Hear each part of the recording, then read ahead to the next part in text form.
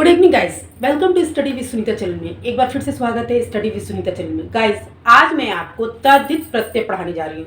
मैं previous video में आपको कृत प्रत्यय पढ़ा चुकी हूँ, उसके भेद बता चुकी हूँ, ठीक है ना। आज मैं लेकिन तद्धित पढ़ाऊंगी। लेकिन देखिए गाइस, जब आपको प्रीवियस वीडियो आप देखेंगे तो आपको कृत प्रत्यय और प्रत्यय आपको समझ में आएगा, तो आगे आपको तद्धित प्रत्यय बहुत अच्छे से समझ में आएगा। प्रत्यय और उपसर्ग ये ऐसा टॉपिक है जो बहुत इंपॉर्टेंस है, आपके सभी एग्जाम्स के लिए आते हैं, जो आपके लेखपाल एग्जाम में आते हैं, यूपीएससी के एग्जाम में आते हैं, आपके जितने भी यूपी टेट सीट इस सब में बहुत आते हैं। इसलिए ये टॉपिक बहुत ही इंपॉर्टेंस है, आपको बहुत ध्यान से आपको पढ़ना चाहिए और इसकी प्रैक्टिस भी करनी चाहिए, ठीक है ना। तो अगर इसको पूरा अच्छे से समझने के लिए, इसकी ट्रिक्स को समझने के लिए वीडियो को आपको पूरा अंत तक देखिए। चलिए हम आपको समझाते हैं कि कैसे तद्धित प्रत्यय को पहचानते हैं और कैसे करते हैं। स्टार्ट करते हैं। देखिए, तद्धित प्रत्यय, ठीक है ना। प्रत्यय के भेद दो, कौन कौन सा? कृत प्रत्यय और तद्धित प्रत्यय। कृत प्रत्यय पढ़ चुके हैं, तद्धित प्रत्यय को पढ़ना है। तो तद्धित प्रत्यय क्या होता है, ठीक है ना। सबसे पहले ये समझते हैं, तद्धित प्रत्यय यानी कि आपको कृत प्रत्यय में था जो शब्दांश हम लगाते थे वो क्रिया के धातु में लगाते थे, ठीक है ना। उसमें सारा संबंध ज़्यादातर क्रिया से ही था। लेकिन उसके जस्ट उल्टा आपके तद्धित प्रत्यय में है कि उसकी परिभाषा क्या कहती है? क्रिया भिन्न शब्द, ठीक है ना, को छोड़कर, यानी कि क्रिया भिन्न शब्द, ठीक है, संज्ञा सर्वनाम विशेषण में लगने वाले वाले प्रत्यय को हम तद्धित प्रत्यय कहते हैं। क्रिया भिन्न शब्द का मतलब हुआ कि क्रिया में वो प्रत्यय नहीं लगता है। एक तो आप ही जानते हैं और हमेशा से बताइए, जो प्रत्यय होता है उसको प्रत्यय का कोई अर्थ नहीं होता। जैसे मान लीजिए ई री पर, ये सब का क्या अर्थ है? कोई अर्थ नहीं होता है, ठीक है ना।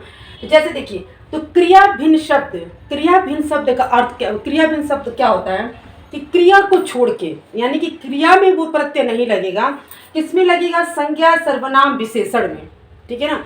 संज्ञा सर्वनाम विशेषण में लगने वाले प्रत्यय को हम क्या कहते हैं? तद्धित प्रत्यय, ठीक है। तद्धित, और इससे बनने वाले शब्द को हम कहते हैं तद्धितांत, ठीक है। जैसे परिभाषा एक बार और फिर समझते हैं। देखिए, प्रत्यय के दो भेद, कृत प्रत्यय, तद्धित प्रत्यय। कृत प्रत्यय आप पढ़ चुके हैं, जिसमें आपका सारा मतलब किससे था? क्रिया से था, वो धातु से मतलब था, मूल शब्द से मतलब। इसमें तद्धित प्रत्यय में क्या है कि इसमें आपको क्रिया भिन्न शब्द, यानी कि क्रिया को छोड़ के जो अन्य जो शब्द होगा, संज्ञा सर्वनाम विशेषण जो में लगने वाले जो प्रत्यय हैं, उसी को हम तद्धित प्रत्यय कहते हैं। और उससे जो शब्द बनेगा उसको हम क्या करते हैं? तद्धितांत प्रत्यय करते हैं, ठीक है ना। जैसे देखिए, अब आपको उदाहरण समझिए। संज्ञा रस्सा एक शब्द है, ठीक है ना। जो रस्सा खींचने वाला रस्सा, वो क्या है? संज्ञा है। इसमें जो प्रत्यय लगा है वो ई प्रत्यय लगा, यानी कि बड़े ई प्रत्यय लगा है। उससे जो शब्द बना है, तद्धितांत शब्द जो बना है, वो रस्सी बना है।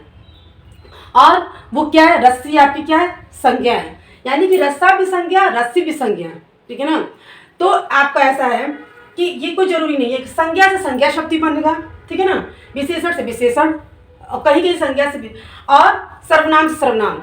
तो आपको ये परिभाषा में भी बताई गई है, ये बात आपको परिभाषा में भी बताई गई है कि क्रिया को छोड़ के, ठीक है ना, क्रिया को छोड़ के या संज्ञा सर्वनाम विशेषण या अव्यय, इसमें आपके वो प्रत्यय लगेंगे, ठीक है ना। और जो प्रत्यय लगकर जो शब्द जो बनेगा उसको हम कहते हैं तद्धितांत प्रत्यय, ठीक है ना।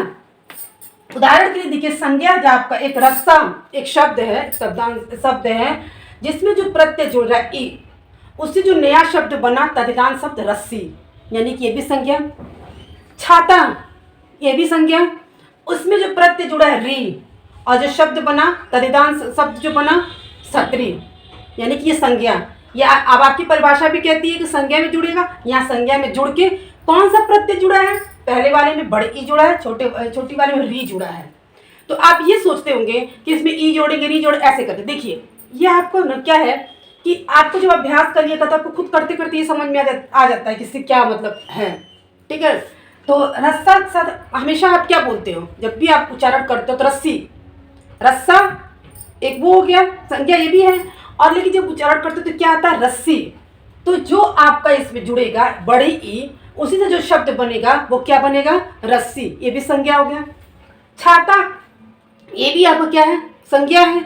अब छाता से हम क्या बनाएंगे शब्द? संज्ञा शब्द छतरी, उसमें री जोड़ेंगे।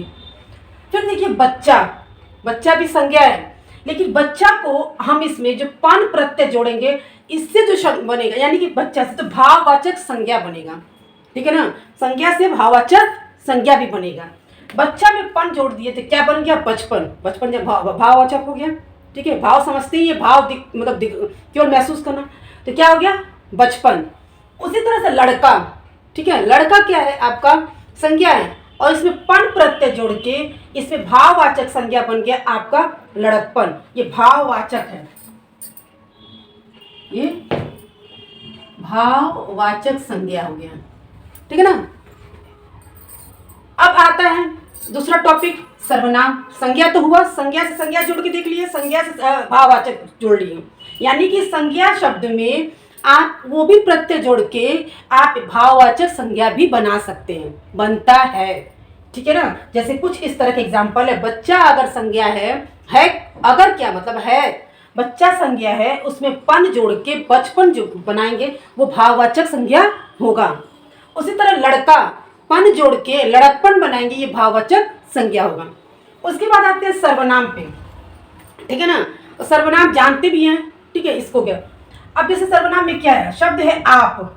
ठीक है, इसमें जो प्रत्यय जोड़ेंगे से, जो प्रत्यय जोड़ेंगे वो से, और जो शब्द बनेगा सर्वनाम आप से, क्या बनेगा? आप से। उसी तरह से सर्वनाम में हम में ने जोड़ देंगे तो क्या हो जाएगा? हमने। ये इस तरह का शब्द बनेगा, यानी कि आप देखिए सर्वनाम आप जानते हैं, आप हम मुझ, इस तरह का जो शब्द है जो आपके संज्ञा की जगह पे जो आता है शब्द, तो जानते ही सर्वनाम होता है। उसमें क्या है? इस तरह के। अब आपको ये भी पता है प्रत्यय का कोई अपना अर्थ नहीं होता है। अब से का क्या अर्थ है, ने का क्या अर्थ है, पन का क्या अर्थ है, कोई अपना अर्थ नहीं होता है। जब वो प्रत्यय इसमें जुड़ जाता है उस शब्द में, उस शब्दांश में, तब उसका अर्थ बनता है। मान लीजिए केवल ने से कोई अर्थ नहीं निकला है, लेकिन जब से इसमें जुड़ गया सर्वनाम में तो उसका एक अपना अर्थ हो गया आप से। ठीक है ना। तो देखिए आप से, यानी आप सर्वनाम है, से प्रत्यय जोड़ के कौन सा प्रत्यय बना?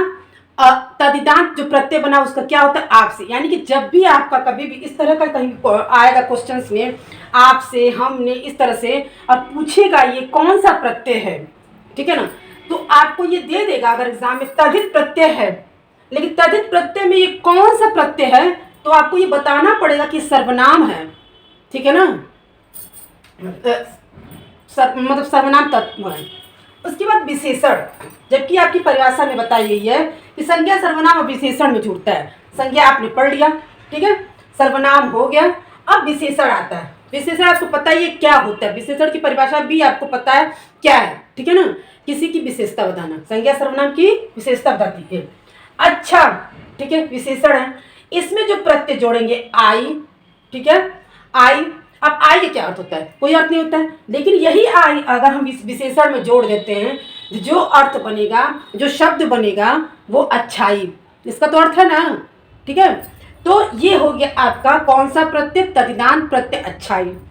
उसी तरह खुश, खुश है, उसके बाद ई, ठीक है, ये हो जाएगा खुशी। उसके बाद है गरीब, इसमें हो जाएगा गरीबी। जब देखिए जब खुश में बड़े ई जोड़ देते हैं, ठीक है, तो ये कौन सा प्रत्यय बन जाता है? कहते तदिदांत प्रत्यय खुशी। फिर इसे तो गरीब, ठीक है ना, गरीब में ई जोड़ देंगे तो गरीबी बन जाएगा। इसी तरह से देखिए एक बार फिर से आपको ये कंफ्यूजन का आपको दूर करते हैं कि आपको ये समझना है कि कृत प्रत्यय धातु में मूल शब्द में जुड़ता है, ठीक है ना, लेकिन आपका तद्धित प्रत्यय क्रिया को छोड़कर संज्ञा सर्वनाम विशेषण में लगने वाला जो प्रत्यय होता है उसी को हम तद्धित प्रत्यय कहते हैं, और उससे जो बनने वाला जो शब्द होता है तदिदांत प्रत्यय। एग्जाम में इस तरह से भी क्वेश्चन पूछा जा सकता है कि संज्ञा सर्वनाम और या संज्ञा शब्द में जो लगने वाला प्रत्यय है ठीक है ना, उससे जो शब्द बनेगा वो कौन सा प्रत्यय होगा, तो आप ये बता सकते हैं कि वो तदिदांत प्रत्यय होगा। ठीक है ना, इस तरह से ये बात आपको भी याद रखनी होगी कि संज्ञा सर्वनाम विशेषण में जो लगने वाला प्रत्यय मतलब प्रत्यय लगता है, ठीक है, वो तद्धित प्रत्यय होगा, और उससे जो नया शब्द बनेगा तदिदांत प्रत्यय। क्वेश्चन इस तरह से बन सकता है कि संज्ञा सर्वनाम में जो विशेषण में जो प्रत्यय लगता है वो कौन सा प्रत्यय होता है। ठीक है, ये क्वेश्चन। और उससे जो शब्द बनेगा वो कौन सा प्रत्यय होगा। तो जो भाई जो प्रत्यय लगेगा वो तद्धित प्रत्यय होगा और जो शब्द बनेगा वो तद्धितांत प्रत्यय होगा। ठीक है, अब संज्ञा में जो शब्द लग जाएगा वो संज्ञा बनेगा, लेकिन संज्ञा में कभी उसमें जो प्रत्यय लग के भाववाचक संज्ञा भी बनता है। एक उदाहरण में मैंने बताया, रस्सा में ई लगा के रस्सी बन गया, ये भी संज्ञा, ये भी संज्ञा। छाता भी संज्ञा, छतरी भी संज्ञा। ठीक है ना, लेकिन बच्चा संज्ञा और बचपन भाववाचक संज्ञा हो गया। लड़का संज्ञा और लड़कपन आपका भाववाचक संज्ञा हो गया। इसी तरह सर्वनाम, आप सर्वनाम है, ने से आपका प्रत्यय जुड़ के, ठीक है, तद्धित प्रत्यय जुड़ के और जो शब्द बन गया आपसे वो तद्धितांत प्रत्यय बना आपसे।